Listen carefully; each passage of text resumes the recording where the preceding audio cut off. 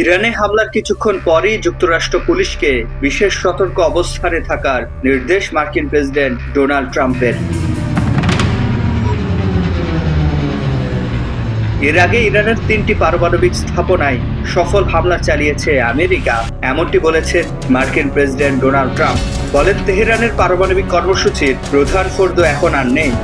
A short time ago, the U.S. military carried out massive precision strikes on the 3 key nuclear facilities in the Iranian regime, Fordo, Natanz, and Esfahan. এর মধ্য দিয়ে Iran ইসরায়েলের মধ্যে চলমান সংঘর্ষে আনুষ্ঠানিকভাবে যুক্ত হয়েছে আমেরিকা। বলা হচ্ছে এতে ইরানের সঙ্গে উত্তেজনা আরও তীব্র হবে।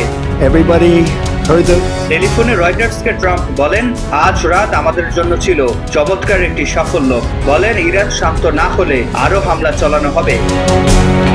অন্যদিকে ইরানের দাবি, তাদের বড় কোনো ক্ষতি হয়নি। ইরানি কর্মকর্তারা জানিয়েছেন, মাটির নিচের পারমাণবিক স্থাপনায় থাকা মূল্যবান ইউরেনিয়াম আগেই তারা সরিয়ে নিয়েছে, কারণ তারা আগেই হামলার খবর জানতেন। এদিকে ইরানের সরকারি বার্তা সংস্থা ইরনা জানিয়েছে, ফোর্দোতে মার্কিন হামলার পর স্থানীয় বাসিন্দারা বড় ধরনের কোনো বিস্ফোরণের লক্ষণ বুঝতে পারেনি। সংবাদ সংস্থাটি বলছে, ওই এলাকায় পরিস্থিতি সম্পূর্ণ স্বাভাবিক ছিল।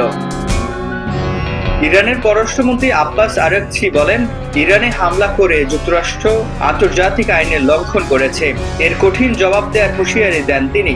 এরপরই ইসরায়েলের নতুন করে মিসাইল হামলা চালায় ইরান।